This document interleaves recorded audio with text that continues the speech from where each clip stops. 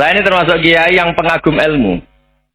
Sehingga saya sama orang yang medit, yang kikir sama saya itu saya senangnya bukan main. Kenapa? Karena kalau orang medit itu gak berhak nuntut. Tapi kalau orang lomo 1 juta minta surga, 2 juta yang minta apa? Surga. Gus, salam template. 200.000 aja kadang minta surga. Tapi kalau yang kikir-kikir ya sudah salaman tok sudah. Gak minta apa-apa, kan dia tahu diri, gak bayar kok minta. Maksud saya, Islam itu luas. Dinikmati saja, Pak. Dinikmati. Ya itu diroya, maksudnya itu diroya. Diroya itu, kamu tahu aturan Islam itu, kamu harus yakin khairihi wa syarrihi minallah. Semua itu ujian, tapi kemudian dikaji. Makanya saya ini termasuk pengagum Imam Syafi'i. Imam Syafi'i itu dikasih tahu. Ada orang yang di depan engkau cium tangan hormat, itu di luar ngomong-ngomong. Ngata-ngatain Anda. Imam Syafi'i tertawa-tawa, sewenang. Loh, Anda ini dikata-katain di luar kok. Kok tidak kamu anggap munafik malah tertawa. Berarti saya wibawa, di depan saya agak berani. Dianggap enteng saja. Dibilangin, sebagian orang kampung sini nggak suka sama engkau. Baguslah, tidak akan pinjam uang sama saya. Di mana-mana orang pinjam minta tolong itu karena seneng. Kalau benci kan enggak. Intinya dianggap enteng saja. Yang terjadi di dunia itu semuanya dianggap enteng saja. Man asa ilaika faqat atlakoka. Yang berburuk sama kamu itu membebaskan kamu. Coba kalau akrab, titip. Ya misalnya akrab sama Pak Fajar. Bilangkan ke Pak Rektor, sangkap tuh jadi guru tetap atau apa, kan ribet. Kalau tidak cocok kan nggak minta apa. Makanya hati-hati Pak Rektor sama yang akrab-akrab. Itu dulu saya juga nggak paham. Di antara wasiat Bapak yang sering diulang-ulang tuh itu. Suatu saat kamu jadi kiai, ngelola orang nggak seneng tuh gampang. Sudah, situ orang lain. Tapi kalau ngelola orang orang seneng tuh repot. Mintanya aneh-aneh. 100.000 aja minta surga. Hanya teman tenis saja minta naik jabatan. Intinya itu ya sudahlah dikelola. Yang seneng ya berkah, mungkin teman berjuang, teman diskusi. Yang nggak seneng ya berkah, karena ini tidak minta macam-macam, enggak. Nah itu namanya diroya. Diroya itu satu kajian keilmuan yang menjadikan kita ini nyaman dengan riwayat-riwayat panduan-panduan dari Rasulullah Shallallahu Alaihi Wasallam kayak tadi. Kenapa sih tentang baik sama tetangga, baik sama tamu? Hitung-hitungannya itu mangkana yu'minu billahi wal yaumil. Saya pernah dicium sama orang miskin yang akut miskin betul. Itu tak ajarin Anda ini lebih hebat ketimbang orang-orang kaya. Misalnya gini. Misalnya ada komunitas rektor atau kiai besar. Saya ini kata orang banyak termasuk kiai besar. Mungkin kalau pinjam uang itu karena mau beli mobil, aksesoris mobil. Karena kita kiai tok, atau rektor, atau orang-orang tok. Kalau sesama orang miskin itu pinjem-pinjemannya itu urusan beras, itu urusan nyawa. Tren mana? Menyelamatkan nyawa sama aksesoris mobil. Nyawa. Jadi pahala kamu pasti lebih besar. Itu senangnya jadi orang miskin terus keterusan sampai sekarang. Oh itu, lo coba kalau menteri sama menteri, rektor sama rektor, kira-kira pinjamannya apa Pak Arso? Kan kalau mau beli mobil atau mau umroh VIP, pokoknya yang keren-keren. Kalau orang miskin pinjam kan apa? Makan kan? Beras kan? Makanya kalau yang sedang miskin monggo lah, kalau ingin terus. Kata itu. Maksud saya Islam itu seenak itu. Islam itu segampang itu. Sudahlah yang sedang miskin ya keren. Karena sekali sosial itu urusannya apa? Nyawa. Tapi kalau miskin semua ya Indonesia bisa tutup kan. Ya sudah yang kaya-kaya itu saya mengatakan Indonesia karena bayar pajak yang menjadikan Indonesia berjalan. Tapi ya dipakai yang benar.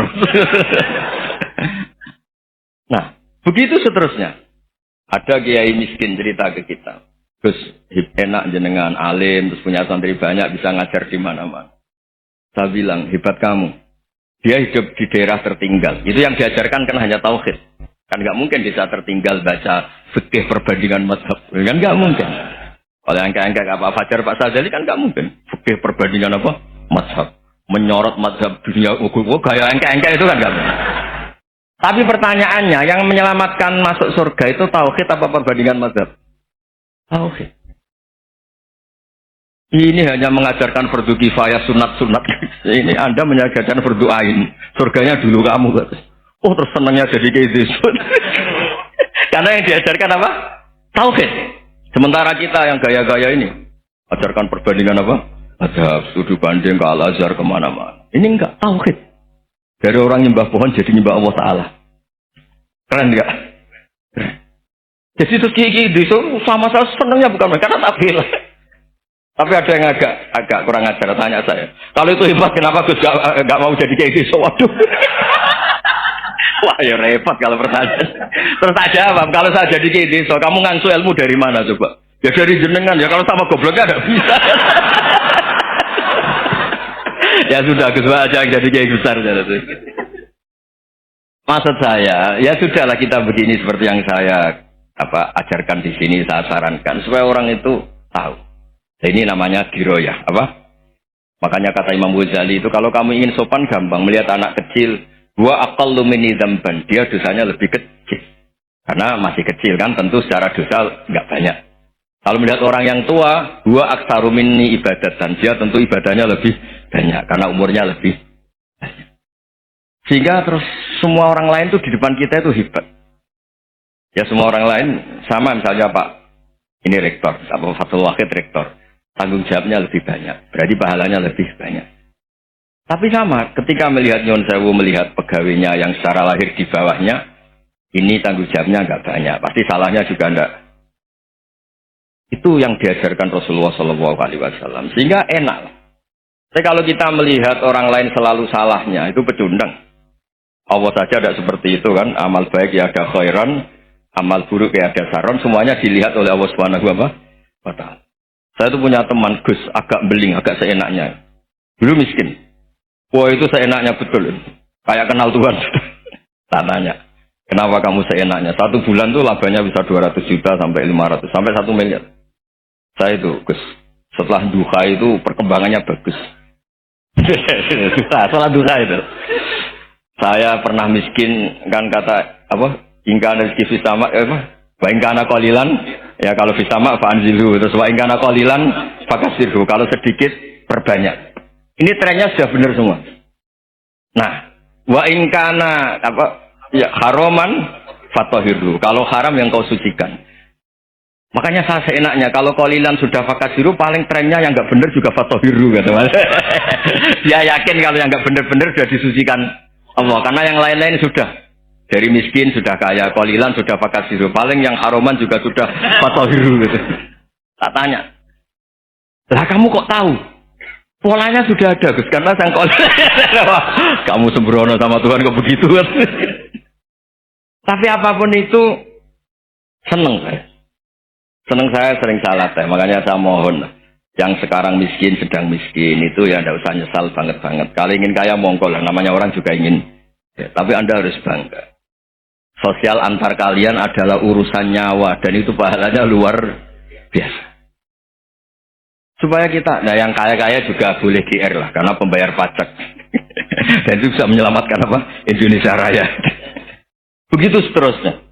Itu yang diajarkan Nabi antawadhu hatta la yabya ahadun ala ahadin. Kamu semua harus tawadhu sehingga antar kalian tidak saling tidak sopan, tidak saling liar, tidak saling mendolimi. Termasuk tadi sikap gak jelas tadi. Orang dolim yang sekarang dolim bisa saja tobat, yang sekarang soleh bisa saja nanti. Semuanya itu mungkin. Kita diajari ya muqallibal qulub tsabbit qalbi ala dini. Jadi keliru kalau kita dalam banyak harus tegas gak mesti. Al-halalu bayyinun wal haramu bayyinun. Tapi ada wa bainahuma umurun mustabihat. Ada yang wilayahnya itu abu-abu. Misalnya ada perempuan cantik misalnya, contoh paling gampang. Kalau kamu ajari secara serius, kamu bisa aja tergoda, jadi fitnah. Jadi kalau orang soleh gak berani ngajarin, kemudian digunakan orang fasik, malah menjadi orang nakal, kita juga tanggung jawab. Kamu mau tegas gimana? Wilayahnya sama-sama mungkin. Wilayahnya sama-sama mungkin. Yang dekat pejabat mungkin terkontaminasi KKN. Tapi kalau pejabat gak dekati orang soleh, punya perilaku yang gak soleh, yang repot juga Indonesia kan? Nah hal-hal seperti itu kita tidak perlu ngambil sikap. Maksudnya nggak usah ngambil sikap, ya kita buktikan kalau milih satu madzhab, kita buktikan semuanya lebih baik, semuanya lebih bermanfaat, semuanya lebih berperadaban. Karena nggak bisa dihindari wabena humai.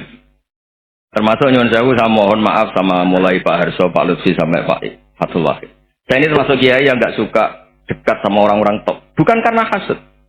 Memang konstitusi kiai harus gitulah tamud dan na'inaika. Kenal orang lebih tinggi itu kan resiko. Misalnya saya Kiai Deso, mungkin punya carry tua sudah seneng, punya kijang tua sudah seneng. Gara-gara kenal Pak Wagid naik Camry, waduh kok saya kalah itu. Kenal orang itu kan resiko. Mungkin dosen-dosen sini kalau kenal saya di Rembang juga resiko. Di sini gak ada cium tangan, melihat saya di sana, wah gak enak jadi dosen. Jadi memang harus dibatasin. Sekiranya mungkin orang terus, karena latamud dan wah ainaika ilah, kamu jangan sering melihat orang lain yang mungkin secara lahir dapat nikmat yang lebih tinggi dibanding Anda. Kalau kamu nggak bisa ngelola hati Anda bisa hasut, Anda bisa dengki. Paling tidak Anda bisa ada syukur.